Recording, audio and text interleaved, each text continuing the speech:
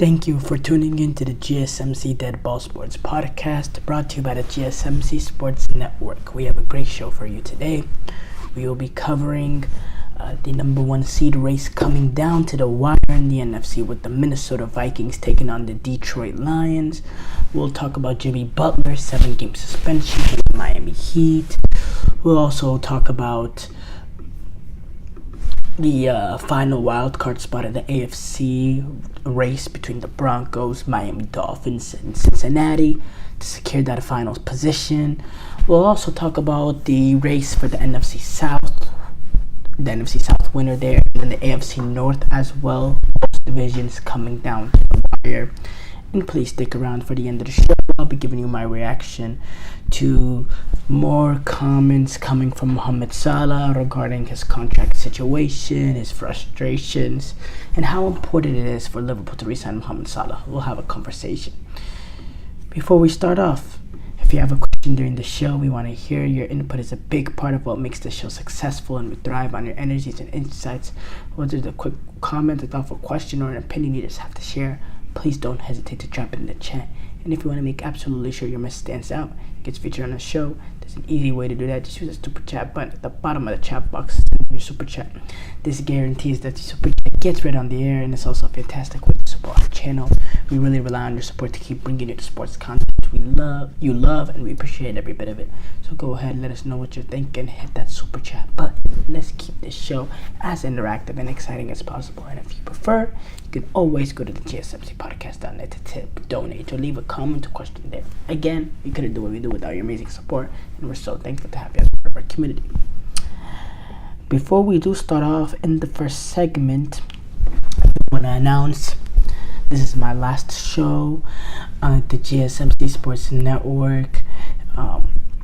It was a great experience going from hosting, first of all, the GSMC Soccer Podcast to now hosting the Dead Ball Sports Podcast that I've hosted for the last month or so. It's an experience. I've enjoyed it. I've worked with some great people. I have great bosses, and everything about this has been absolutely great. I want to thank GSMC for the opportunity that they gave me to advance my career going forward.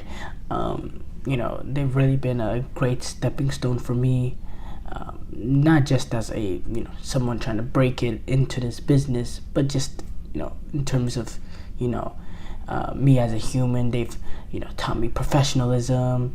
I really got to see the true meaning of good souls. There's a lot of good people in the organization. Everybody there is pure. So I just want to say I really enjoyed my time at GSMC, and I'm overall extremely grateful for the opportunity, I have to say. That being said, we still have a show we gotta do, and we do have to start off with that number one seed race coming down to the wire in the NFC. Obviously, this is a game that everyone is anticipating. They have those always the last week of the season, the week 7 or week 18 now, final game. You always have that that one game flexed into Sunday night, the biggest game of the week. This time it's the one that decides the number one seed. Minnesota Vikings going on the road to take on their division rivals, the Detroit Lions. Both teams sitting at 14-2. This is actually a game between two teams that have had the most wins in NFL history. No regular season game has happened with two teams combined for 28 wins. Now, some of that has to do with the extra game. Obviously, that's a big factor. But two 14-win teams is ridiculous. Two teams 14-2. And one of these teams are gonna have 14 wins and be the 5 seed. That's the cutthroat, ruthless nature of the NFL. And they both have really, really strong seasons. Detroit, they actually beat Minnesota earlier on this season. In Minnesota, it was a very, very impressive win from Detroit. How they were able to sustain success on that Vikings defense. I thought the Lions offense, what they were able to do in that game was very impressive. How they generated production, I was really, really impressed.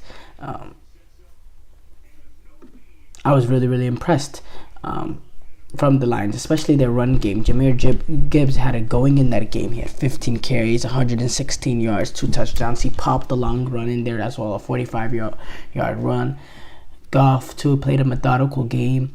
Was 22 of 25, 280, 2 touchdowns, no interceptions. I thought overall Detroit, they blitzed them in that second quarter. Minnesota went up 10-0, but Detroit blitzed them in that second quarter, went on a 21-point spree in that second quarter. Held it down defensively in that quarter as well, and it opened up a pathway for Detroit to win that game. It got interesting later in the fourth quarter with a defensive play, defensive turnover for Minnesota that got them back into the game. But at the end of the day, Detroit was able to pull that out. And this time around, that game was in Minnesota. This time around is in Detroit. Now, this Detroit team is a little bit different from that Detroit team in the fact that they suffered a lot of injuries defensively, and defensively they've been pretty vulnerable over the last couple weeks. And yes, this team is still an unbelievable team. Still unbelievable what they've done. They're very, very impressive. But, I can see them struggling to contain how Sam Darnold has been playing this season. I can see them struggling to contain that Minnesota Vikings offense, controlling Aaron Jones. They can, I can see Minnesota have a good day offensively. But it really comes down to Detroit, their offense.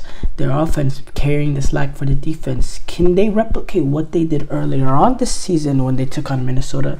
Can they replicate that again going up against this Vikings defense? Brian Flores has this Vikings defense playing as one of the most elite units in football.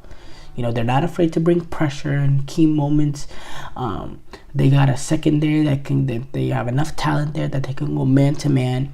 And overall, they're just ferocious defensively.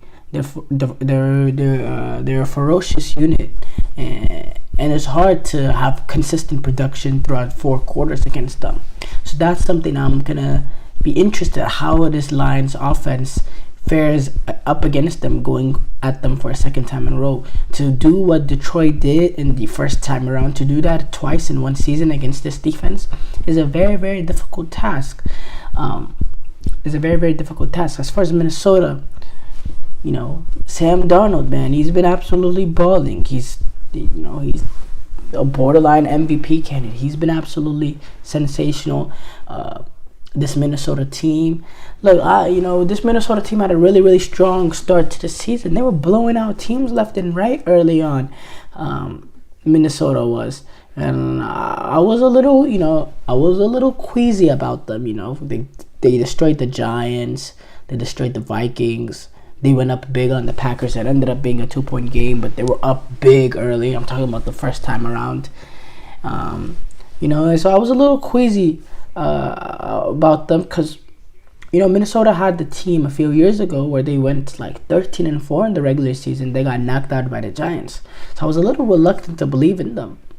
And then when they went on to lose those 2 straight games to the Detroit Lions and the Los Angeles Rams, I forgot about them, honestly. When I was thinking of the top teams in the NFC, I completely wrote them off. Like, I didn't think they had any sort of chance to really be a contender for this number 1 seed, to be a team that actually, and back then, that's when I was worried. I still believe my Niners were going to get in. I didn't know the Niners would fall apart.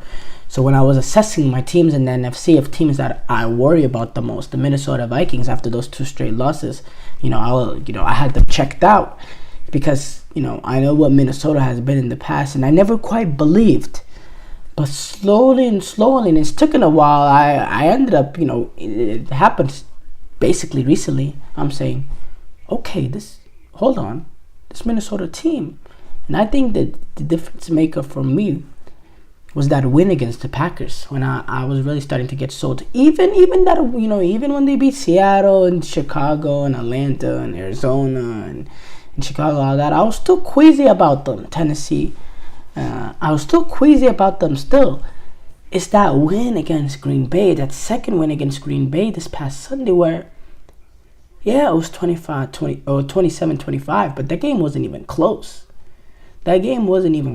I'm talking, Minnesota, they outplayed them, front to bottom. It was a garbage time score at the end that made that one possession game. But they just outplayed that Green Bay Packer team, a legit Green Bay Packer team. I tell you as well, they're 11-5. They're 11-5, and they'll be in the playoffs as well. So that's when I started believing, okay, this Minnesota team, maybe there's something there, and a 14-2 record is not something to be messed with. Now, the unfortunate thing about the NFL, it's a cutthroat business, and when both teams are 14-2, and one team is gonna be the 5 seed and the other is a 1 seed based on one game, it's just like, wow, that's rough. That really is rough. And it's going to be a good one. I think it's going to come down to a while. For me, just based on what I've seen throughout the duration of the season, it's tough. It's tough to believe that Detroit is just not going to be that 1 seed. I mean, I know they've been slipping up recently. Not results, but I'm talking strictly injuries and defensive performance. Yeah, but I just can't see Detroit drop to the 5 seed. I just don't see it.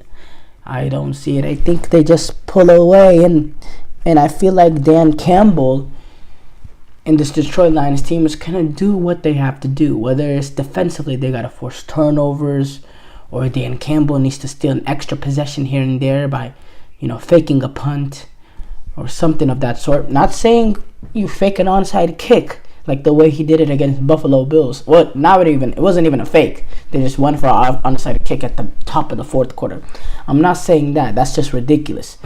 But I feel like they'll be able to steal a possession here and there through, something special teams, a fake, force maybe a couple turnovers out of Sam Darnold, something that Detroit can get extra possessions to get more offense going, because they're going to have to outscore Minnesota. I think Minnesota is going to have their way against this Detroit Lions defense. I think they'll struggle to contain Sam Darnold and Jordan Addison and Justin Jefferson. I think they'll struggle. And all the onus that they put on Justin Jefferson, I think is going to give pathways for other players to take advantage of, such as Jordan Addison.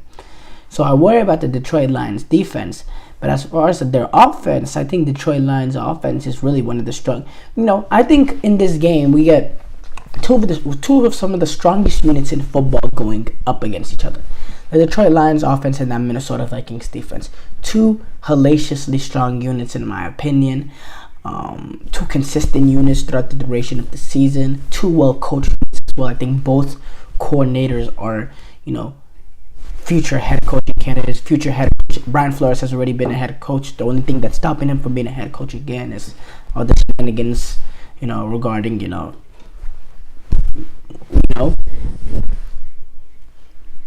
that's that's gonna be the decider over here.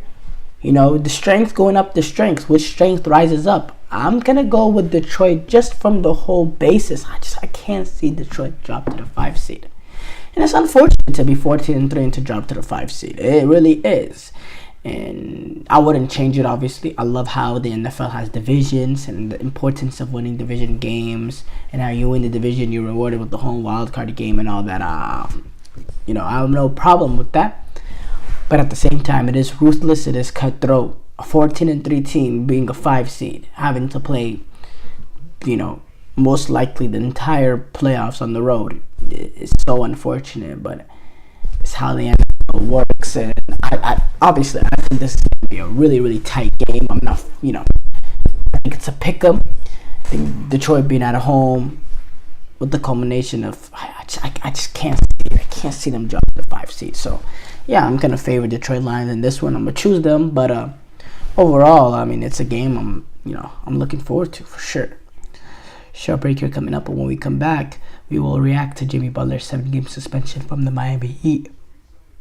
I feel like I'm losing my mind. Is everybody in the world blind? Please, Lord, give me a sign, a sign. I feel like I'm losing my mind. Is everybody in the world blind? Please, Lord, give me a sign, a sign. I wanna be the greatest. Everybody on the fake shit, I look around and feel like everybody is the fakest. I make this every day and I'm impatient, hoping one day I blow up from the basement. Statement, the top is so vacant, I don't hear shit that I think is amazing. Waiting for my day when I'm playing sold out shows for 1,000 faces. Hey, give me that crown, get in my way and to be put down. It ain't your place, all this my town. If I want that shit, then I'll get it right now.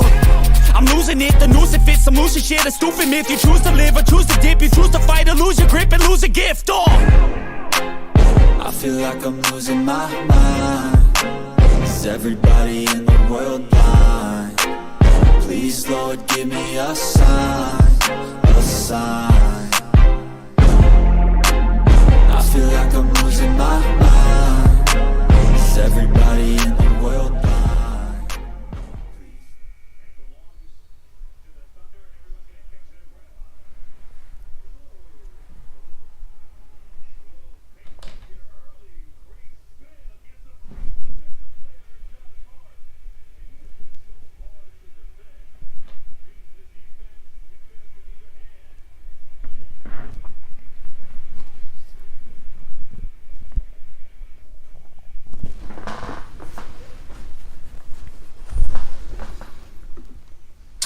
Before the break, we discussed the number one seed in the NFC.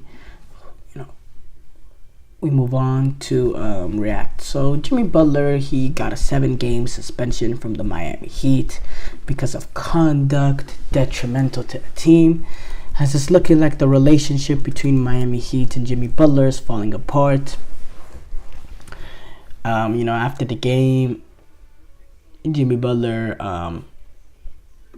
after last game, Jimmy Butler came out saying, I want to see me getting my joy back playing basketball, wherever that may be. We'll find out here pretty soon. I'm happy here off the court, but I want to be back to somewhat dominant. I want to hoop and I want to help this team win, and right now I'm not doing it. And then when he was asked if he could get his joy back on the court playing with the Miami Heat, he said probably not. And then Miami Heat came out with a statement earlier today saying we have suspended Jimmy Butler for 7 games for multiple instances of conduct detrimental to the team over the course of the season, and particularly the last several weeks. So it looks like Jimmy Butler and Miami Heat are at standoff. It's clear he wants to go. Miami, Pat Riley did come out recently and say, Jimmy Butler is now for trade. Obviously that changes. Now they consider trade offers. It just completely changes the deal, right? Here's the thing. There's an element in here that Jimmy Butler, he wanted an extension. He's up for a $55 million player option for next season. But obviously he's looking for that long-term contract. He is 35 years old. So that's a difficult proposition to ask. Especially, look, if there's one organization in the league that you're not going to get paid for what you did, it is Miami. It is Pat Riley. That's the one organization you won't get paid for what you've done. You get paid for what you provide. And it's that's the part of this business. And obviously Jimmy Butler, he's trying to find the a way out, and it looks like Miami will listen to. It's going to be a difficult trade to make for anybody based on contracts and all that. I don't want to get into all of this. Trying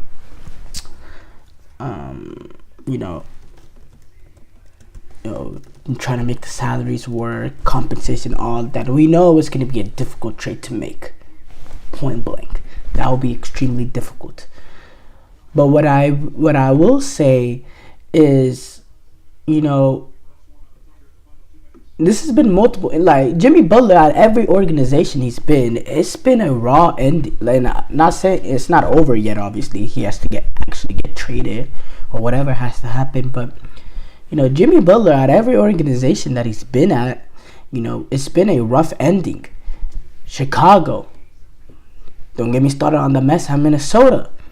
Philadelphia is the one place that it was smooth only because, well, he was only there for a few months, and it was literally you get traded mid-season, and at the end of the season, you're a free agent. So, that was real, it couldn't really get anywhere there. That couldn't get go anywhere. And then now Miami. I mean, and it's not like it's the first time even at Miami that it's been, they have had issues with Jimmy Butler. You remember a few seasons ago, he was going back and forth with Spoelstra on the bench, getting really heated. Udonis Haslem had to step in saying, I'll beat you up. I'll be your, you know what I mean? It was, Jimmy Butler, he's been in, he's been a difficult player to manage. But he's been a great player. What he's done for Miami, in the last couple of seasons, the final run that they went on, how they went to the Eastern Conference. Look, he's a great player, and he rises up in the playoffs. But the thing is this the same Jimmy Butler we have now that we have then? And Jimmy Butler always, even in Miami when he was going on those runs in the playoffs, he never had that great, he never really had great regular seasons. It was the postseason where he really took it up and took it to the next level. And that's what teams are going to be banking on trying to trade for Jimmy Butler. And look, I'm looking at it, Memphis, that could be a potential possibility. They definitely have the pieces to get it done. Can they match the salary? That's a whole different thing. The other rumor I heard is Phoenix, but of course Phoenix, they'll have to find a suitor for Bradley Beal, work some sort of three-team trade or something like that. And if you're Phoenix, I don't know why I'm not saying you're making the same mistake by getting Jimmy Butler, but you're getting a similar proposition, older player, having to extend him on an expensive contract as well. I think, I don't know if that's the most viable of options if you're Phoenix. And if, you're Jimmy Butler, I mean, now I don't know how this work, but, the one place, that I think could work for both sides is Golden State. You get a player like Jimmy Butler next to Steph Curry, and what Jimmy Butler has been able to do in the playoffs, and that way, Jimmy Butler can have the lighter load in the regular season like he's had in Miami over the last couple of years, and really be able to save himself to rise in the playoffs. Now again, the money thing, can Golden State make that work? But you get him with Steph Curry and what Jimmy Butler has been able to do in terms of playoff runs, look out. 'Cause Warriors, they always maximize their talent. And having a guy like Jimmy, man, I think that'll make them a difficult opposition for any team in the West. That'll make them very, very difficult. So, I like the idea. I like the idea of that. But again, any trade right now is going to be difficult to make. When you're talking that kind of money involved, when you're talking potential extensions as well. Also, Miami, Pat Riley, he ain't gonna get cheated. He's gonna get his value. Pat Riley is gonna get the value, what he believes is necessary to get for Jimmy Butler. And if they have to, suck it up, they will suck it up and not trade him. They will take whatever comes with that. Pat Riley will be the last executive that you're gonna play. He won't get played. So he'll get the value out of Jimmy Butler. But again, I don't know, part of me is saying this is Jimmy Butler has played his last game for Miami Heat. The other part of me is saying, I don't know, it's a difficult trade to make. The one thing I will say though is, I think this will only get worse in the fact that, you have the 7-game suspension now, right? But after the suspension, he's not traded. He eventually has to come back. And so far, it hasn't really been. It's been, the press conference was bad, and how he was talking about how he needs to find this joy and he probably has to do it somewhere else. Yeah, that's bad. But we've seen some real crash outs by Jimmy Butler, especially the Minnesota incident. It can get to that. It could get to that if Miami are not careful in how they deal with this situation in the next couple of days. Because this suspension, it could be the turning point to light up that fire inside Jimmy. Oh, yeah, now it's this whole organization against me. I got to prove all these people wrong, I got to prove all these bums wrong. I got to prove this coach wrong, this owner wrong, this executive wrong, blah, blah, blah.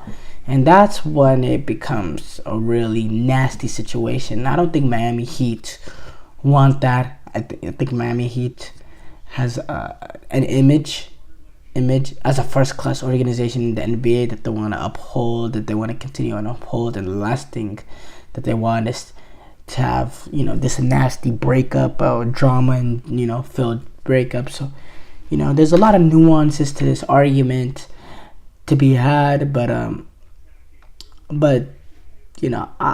even if you're trading for Jimmy Butler, I don't quite know if you're going to be getting that same Jimmy Butler that took Miami to the finals. That can take a team on his own and go on a run to the Eastern Conference Finals. That's difficult for me, but yeah, we'll see.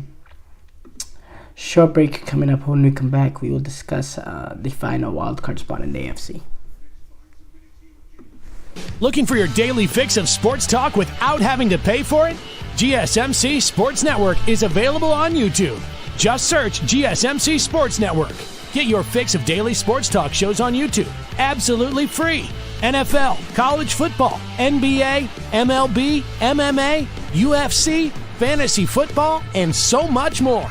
GSMC Sports Network has shows running all day long, with new sports shows starting every 2 hours. Just like on your favorite cable sports channel, except GSMC Sports Network is absolutely free. Just search GSMC Sports Network on YouTube to catch one of your new favorite shows, like the GSMC College Football Podcast, Chip Shot Football Podcast, Hoops and Heels Women's Sports Podcast, GSMC Basketball Podcast, and so many more. Check it out for yourself. GSMC Sports Network, now available on YouTube absolutely free. Search GSMC Sports Network on YouTube right now.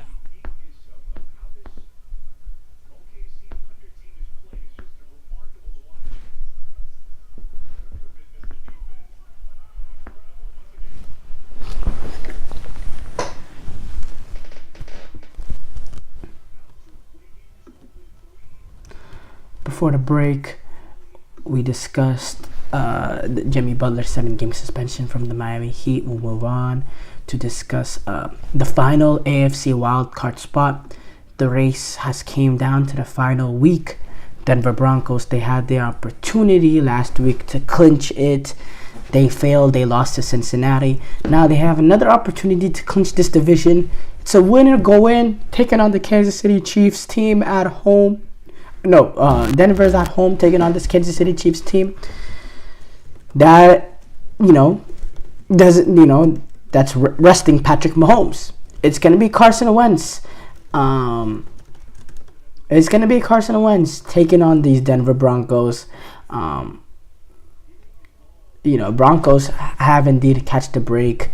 Patrick Mahomes, I doubt he'll even suit up. He's definitely not going to play at all. And it's going to be Carson Wentz that could play.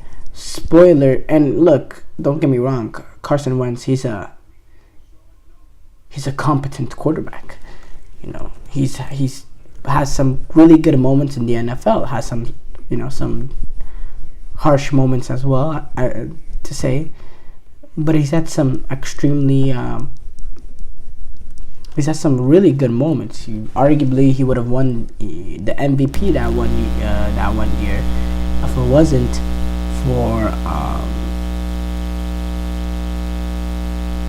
if it wasn't for that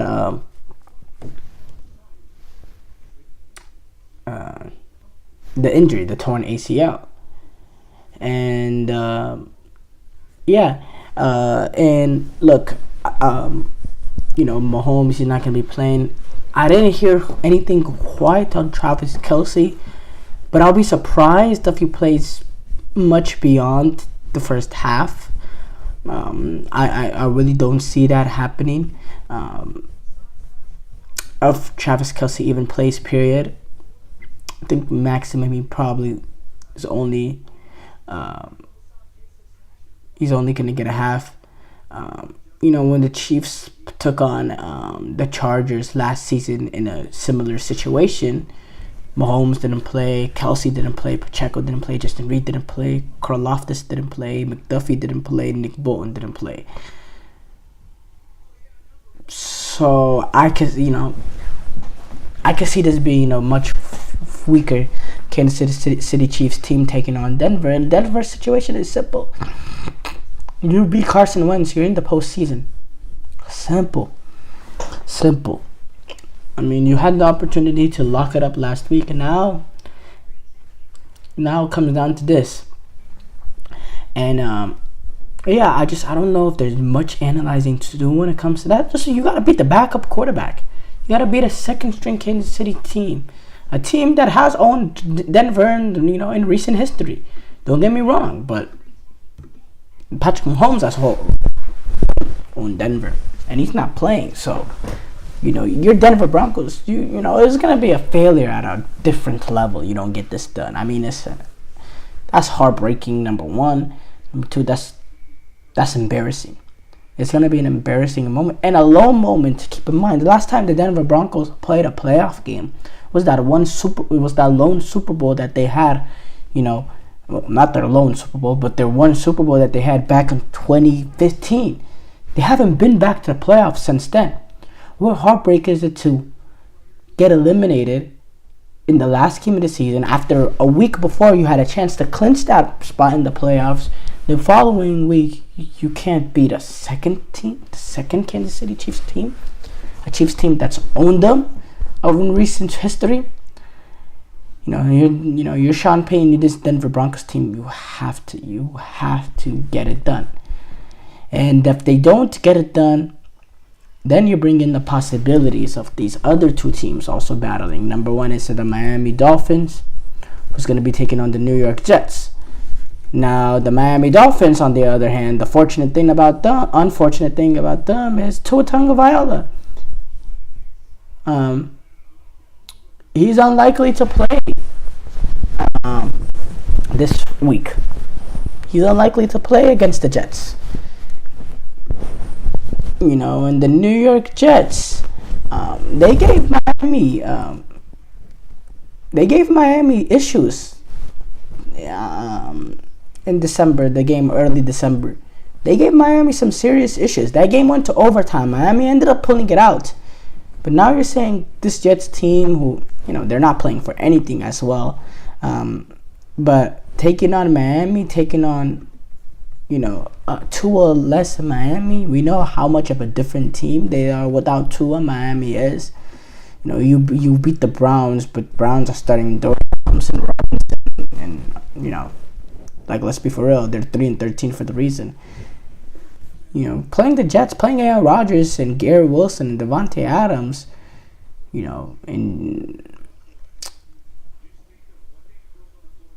and Ahmed,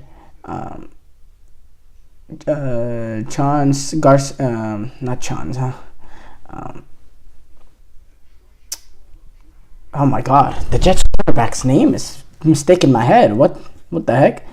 But you know what I'm trying to say though. There's talent. Ahmad Sauce Gardner.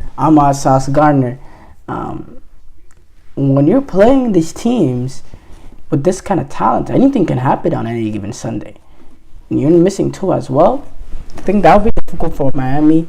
And then it comes down to, then Cincinnati, what they need is they need Denver to lose, and then they also need Miami to lose. And then if Cincinnati beats Pittsburgh, a Pittsburgh team that's still battling for the AFC North as well, We'll discuss that a little bit more this following segment. Cincinnati taking on Pittsburgh, who needs the win to stay alive in the battle of AFC North.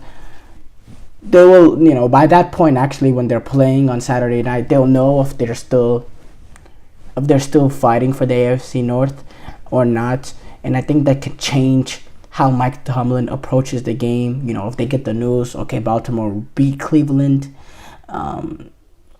Seeding wise, I don't know if it makes much sense for them to really go, put Russell Wilson out there for 4 quarters, put him in any sort of danger when you can't win the division. Now, obviously, momentum is a real thing, and going into the playoffs was 4 straight losses is very difficult to pick up from that and to win.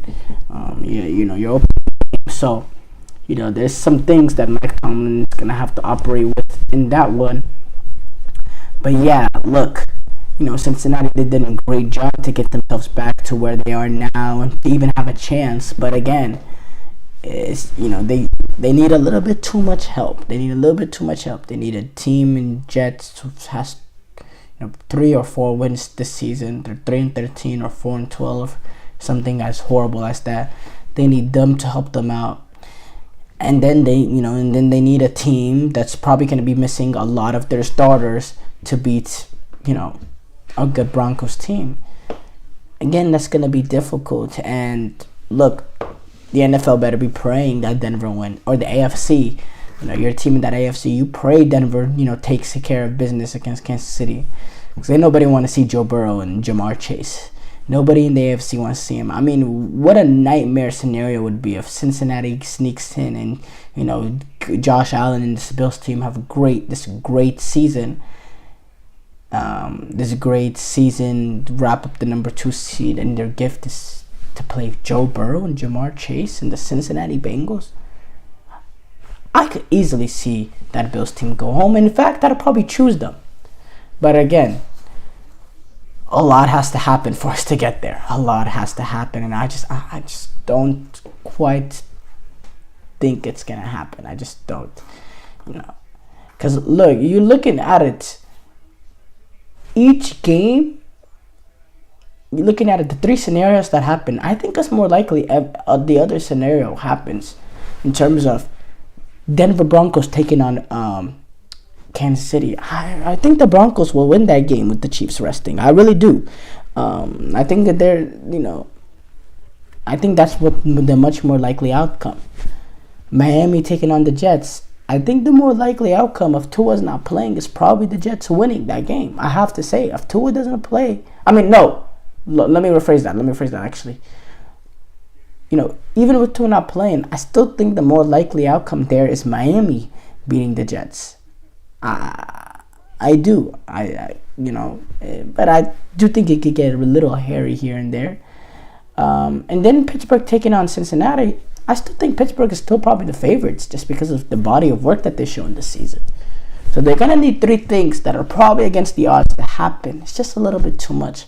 Miami, they need a little bit less, but at the end of the day, they still need, number 1, they need to win with a backup quarterback. Number 2, they need another backup quarterback to do themselves a favor. So I'm going to favor Denver in this one to wrap it up, but it'll be a major, colossal failure if Denver doesn't. It'll be so disappointing, and it'll be a heartbreak that I don't know any fan base deserves. Short break here coming up. When we come back, we will discuss the NFC South and AFC North races.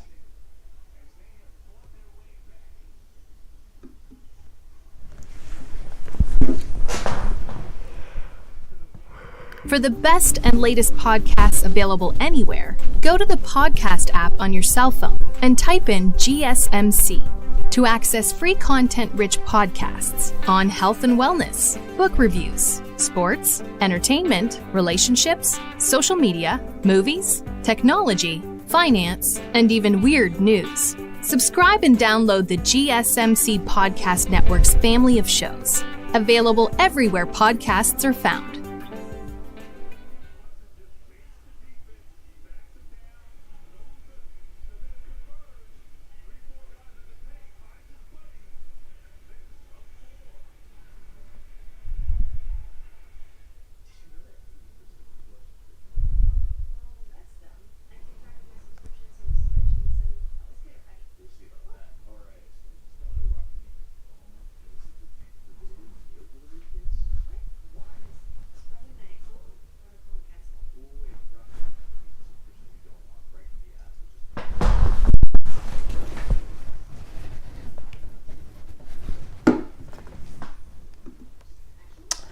before the break, we discussed the final wildcard spot in the AFC. We move on to discuss the NFC South and AFC North. So both of the division races, they're both coming down to the battle. We'll first start off with the NFC South, and it comes down to it. Tampa Bay winning in. Atlanta needs help. And I think both teams have shown certain weaknesses this season. We'll go first to Tampa Bay. Number one, Tampa Bay, they should be proud of, being in a Week 18 scenario, in a game in Week 18, in a win or go in a control your own destiny sort of situation there, and that's essentially what it is. Tampa Bay, they defeat the New Orleans Saints, and a New Orleans Saints team that's hopeless. They defeat them. They're in the playoffs, and it's simple.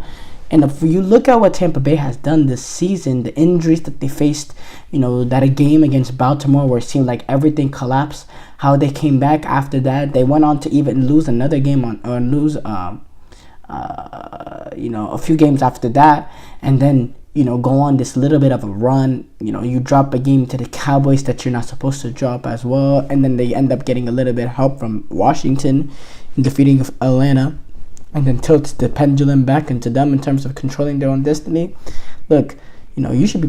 Buccaneers are the two, the Philadelphia Eagles and the Detroit Lions. Both teams have only lost 2 games this season. Actually, no. Philadelphia's lost 3. Detroit has lost 2.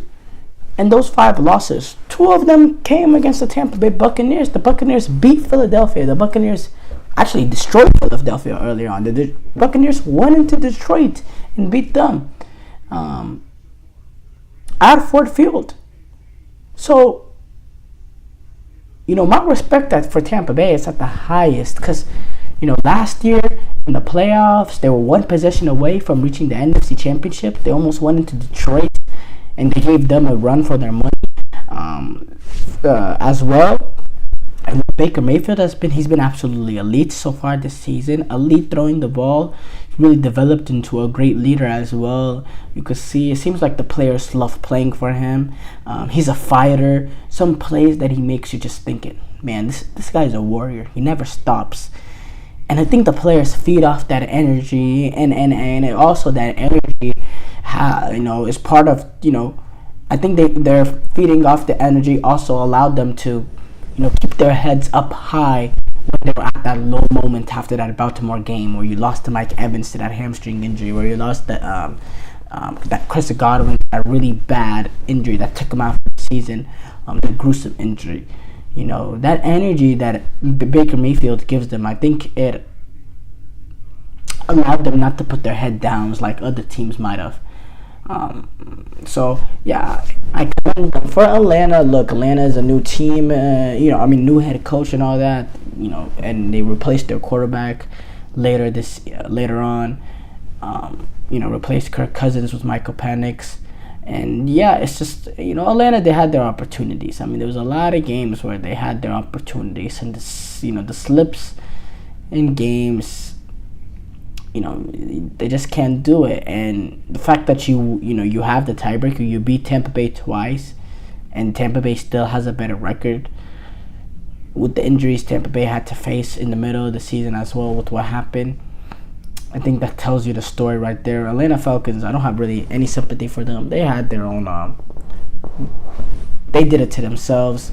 As far as who's going to win the division, well, look, yeah, Tampa Bay, they lost to Dallas, and I think, their potential for,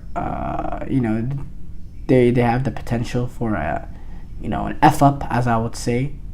Obviously, wouldn't use the word F, I'd use the word. But in this scenario, you're talking about a New Orleans Saints team that's pretty much hopeless right now, with Spencer Rattler at the wheel. Yeah, it's just gonna be difficult for them. They lost to the Raiders last week, lost comfortably to the Raiders, 25-10. A Raiders team that went into that game with 3 wins. They're 4-12 this season. The week before that, they were the first team this season, and I think probably the only team this season that's been shut out. They were shut out by Green Bay 34-0. Keep in mind, this was at the Superdome as well. Just got completely dominated. There is that situation that happened in New Orleans, the New Year's Eve incident, which left, I believe, 15 dead. Maybe that can be something emotionally that these players can feed off of. But again, that only really mattered. That would have mattered a lot more if New Orleans was playing in a game that was actually meaningful.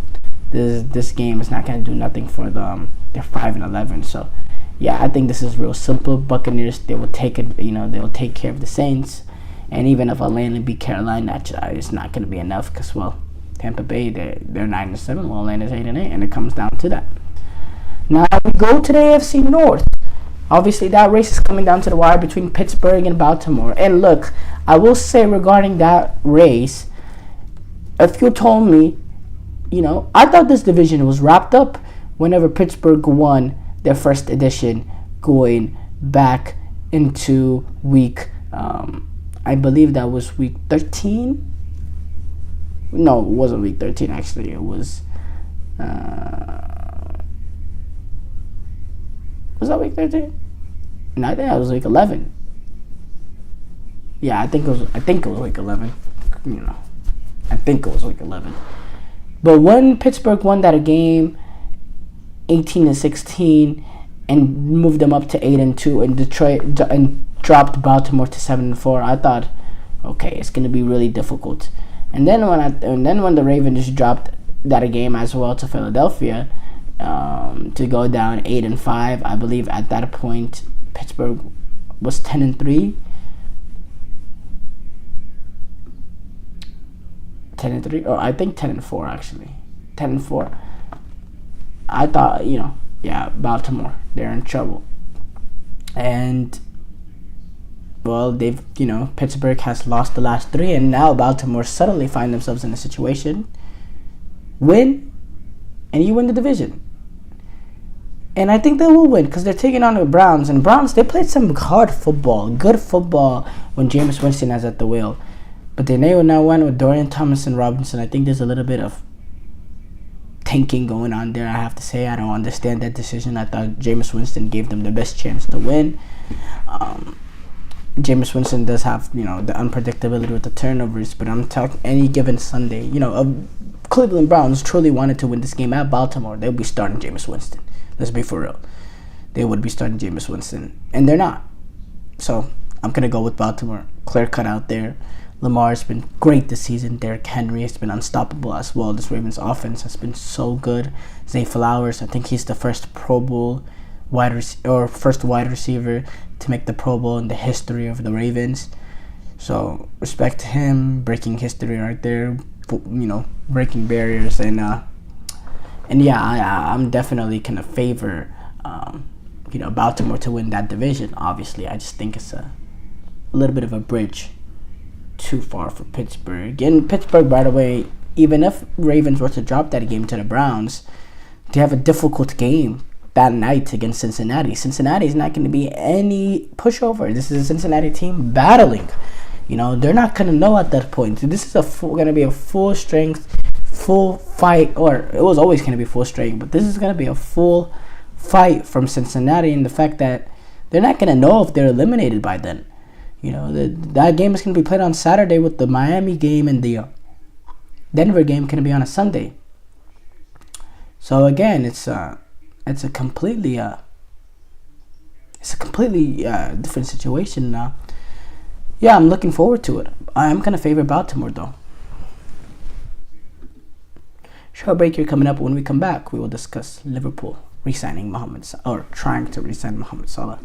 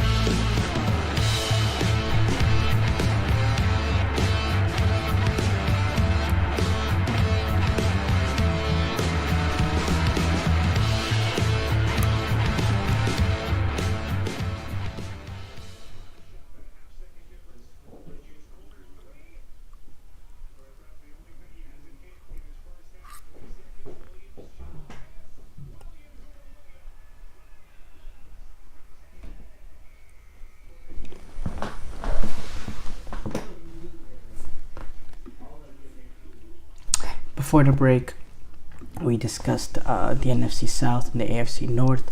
We move on to talk about Liverpool. So Mohamed Salah, obviously he's been part of this Liverpool team that's breaking barriers this season. It looks like they're gonna get it over the line this season. They're sitting pretty right now, top of the Premier League, 6 points clear of Arsenal, with Liverpool still having a game in hand as well. For me, I'm looking at it. Premier League title race is over in my eyes. That's how confident I am in Liverpool to get this done. Not necessarily because they gap over Arsenal. Let's be quite frank. Arsenal was never gonna win the Premier League, but it's that gap to Manchester City, that 14-point gap with a game in hand. City, they're not covering that. And if City ain't winning the Premier League, then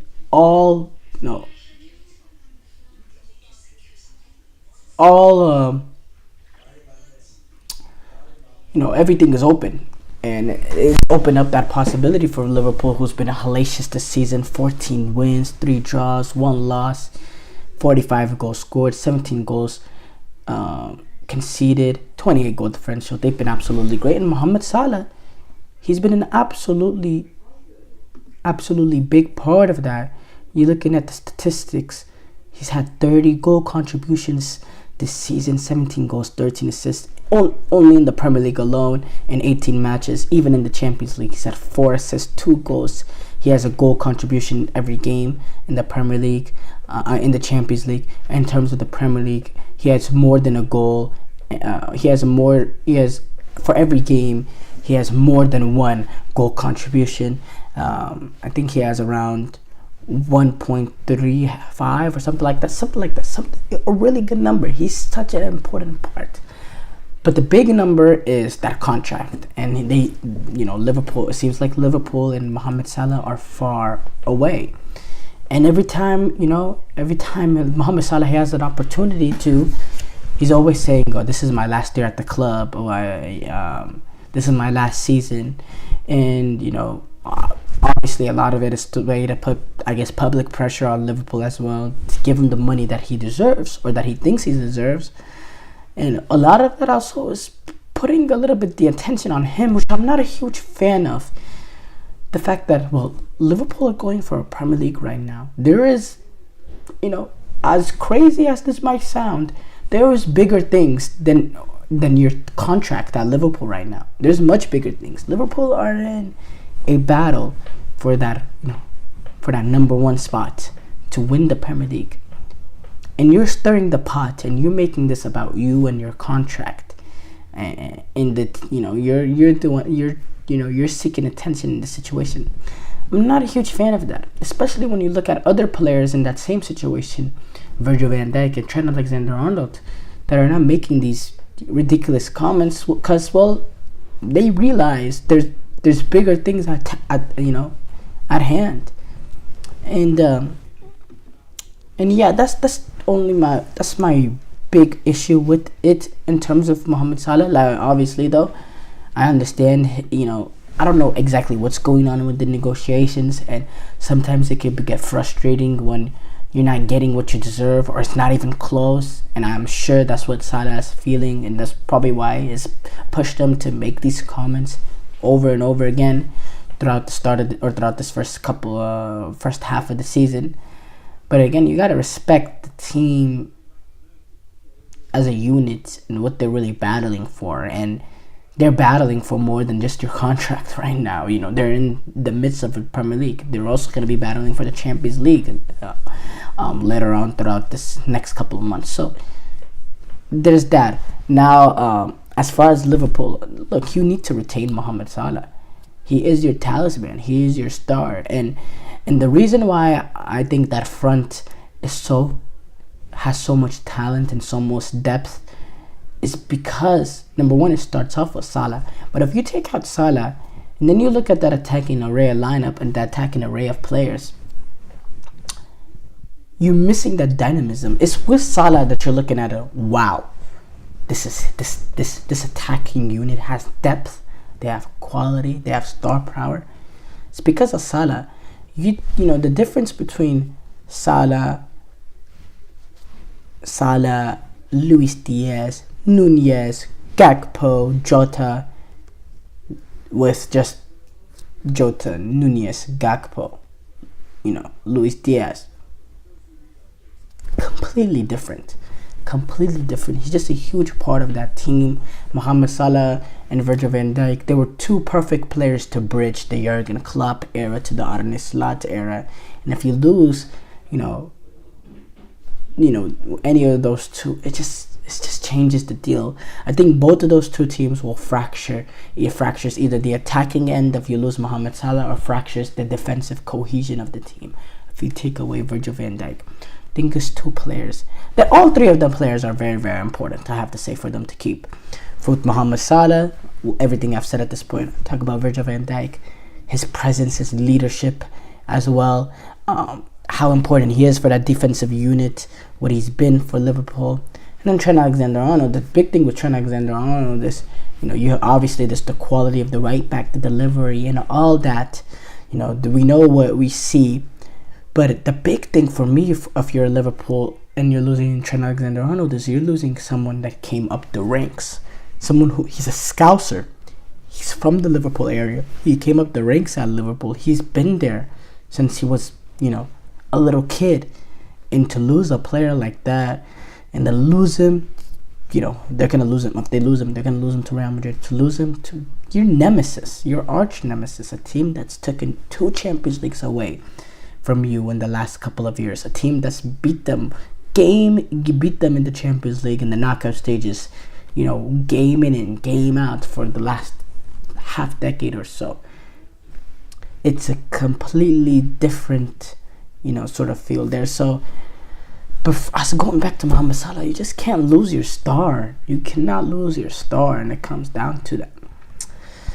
But yeah, that is the end, guys. Obviously, as I said earlier on, this was my final show. Again, I just want to say I'm so thankful for everything. I'm so thankful for the opportunity to do this, to speak to y'all. It's just been a great experience. And overall, thank you guys for tuning into the GSMC Dead Ball Sports Podcast, presented by the GSMC Sports Network. Your support means a lot to us, so please remember to subscribe to the show and leave a positive review. It really does make a difference. We also invite you to follow us on Facebook, Twitter, TikTok, and Instagram for more content and updates. So thank you once again, and have a wonderful, wonderful day.